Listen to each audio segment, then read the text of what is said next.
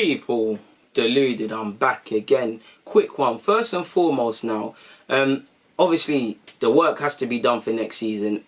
We said this last year, but the boardroom specifically, you know, when we've got Arteta doing what he's doing, it puts pressure on them more because he needs to be supported. They need to get it spot on. They need to really earn whatever Stan Kroenke is paying them individually. Specifically, Huss Farme, Vinay, Raul Sanye. These guys need to pull it out, people. We need them to do a Mazda this summer. And even more so, we know Arteta needs to be given, you know, the centre-half, the midfielders, and just everything we know what would... Even if you don't watch Arsenal, you know what Arsenal need to improve in it. So I'm not going to bore you with getting into that. But I also hope there's a sense of urgency because of the dynamics, you know. I don't want to see Willian, but Martinelli's not playing until January at least, or hopefully it's earlier, but he was ruled out courtesy of Arsenal.com. We saw until 2020. That's one less wide option. You get it. Maybe a bit of that is with Willian in mind, or his alleged signing, because if you look at it, Leno's back in training, but I don't know his fitness thing. Mustafi's out until October, Martinelli's out till next year essentially, Paolo Mari's out till September, which should be back in time for the season, but there's still injuries, and there's injuries here, there's uncertainties over players, there's uncertainty over the squad. They're going to need to pull it out, people. If we just go on rumours, people, really and truly, like, would you lot rank, how would you lot rank this out of 10 people, you know? Centre half, let's just say we got Gabriel, because we're linked with him, you know. Latest report, I should have said it first, is, well, in fact, we've been linked with 2 centre halves. Apparently, Napoli have been in pole position for Gabriel from Lyon, but Arsenal have stolen their position and now stand in pole position to complete the young Brazilian centre-half signing, considering, you know, he's Pepe's ex-teammate, you know, he's played for Leo, who we've done business with before. You can see the feasibility. Me as well, apparently they want 30 million euros, which with Arsenal, that's right up our street. He's been linked with United, apparently his agents have spoke, he's been linked with Everton and all these things. And I'm sure you've all seen, you know, him trying to join the Insta Live video of Pepe, make of that what you will. But we'll have to see. Apparently, we're looking for him. Apparently, in relation to Diego Carlos, we've been looking at him. But as Charles Watts puts, you know, it's a myth looking for him because there's been links. But I'm not sure about that one just because of the fee involved. I know Arsenal have had informal meetings with him earlier in the year to sound out whether he'd be available or open to a move, and he's decent, man. Who did he play for before? In France, he was decent at Nantes, and now he's doing his thing at Seville, but he's got a mad release clause. At 27, he might force it, but who knows? And, you know, he would be a third Brazilian centre-half, so I wouldn't necessarily mind it. But like I was saying, people, yeah, if we was to sign Gabriel or obviously my man, the other centre-half, would you class that? So like I said, you've got Gabriel, you've got Diego Carlos. Let's forget him because Charles Watts said it's a myth.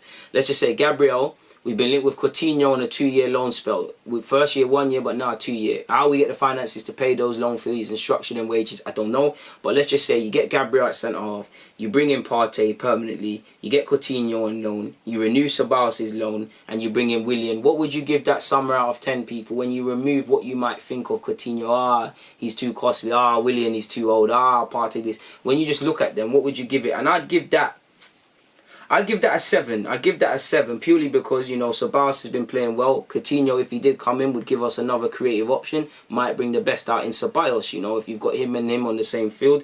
We've addressed an area I think we need in centre-half with Gabriel and obviously with Saliba. That's 2 options. Willian, I might not support it, but again, it's another wide option to use. It's, you know, we can say Premier League proven, experience, and the rest of the other same retired Jazz Sky Sports would probably say. I'd give that a 7 out of 10, people, if we could, because I wouldn't say it underwhelms me or overwhelms me. It leaves me a bit indifferent, because at one hand I would be happy and we can't really expect any more, but on the other hand it does leave you wanting potentially more. Not, you know, and let's say more, I don't mean like bigger signings and things, because within our context that's calm. But, you know, when I think of, you know, if we put Partey, Coutinho, Ceballos and Willian all on the field for us and to go with our best players at Arsenal, do we look like a top 4 team? We look dramatically better than last season. We've boosted our ranks, but I still have that question mark over it personally. The one signing I actually have the biggest issue with is actually just Willian, to be fair with you, for obvious reasons. Moving away from that though, people, and just to reiterate what's been said, I've mentioned Charles Watts. He said it already, and go and check out his YouTube channel. You know, he's got more subscribers and things than me and views than me, and he's actually, unlike me, I'm just a guy with my opinions. He's actually must have some contacts with Arsenal because he gets some decent information. But he has said on the Aubameyang front, which is not too much has changed from what we know. He said Arsenal are trying, well, Aubameyang is on a 200k a week contract. This new deal, if he does agree to it, will be a substantial increase on that, around 250k a week, a 3-year contract. That offer is going to be made in the coming days, and it's down to Aubameyang to sign. So it's down to him. He's on holiday, he should take time. You know, I'd want to get 300k, you know, just short of what Ozil's getting, but alright, cool. I think, you know, I should be getting the biggest wage. Let's find a common ground. You want Aubameyang to obviously sign that, but until he signs it, who knows? Apparently, you know, he said Arsenal are going to try their hardest to get a few fair players off the books this summer. Arteta wants a pretty major overhaul. Arsenal's summer is not dependent on raising money to bring other players in, but it is going to help. And that gives me confidence knowing that it's not necessarily dependent on player sales. Obviously, if players can be sold, it gives us more wiggle room.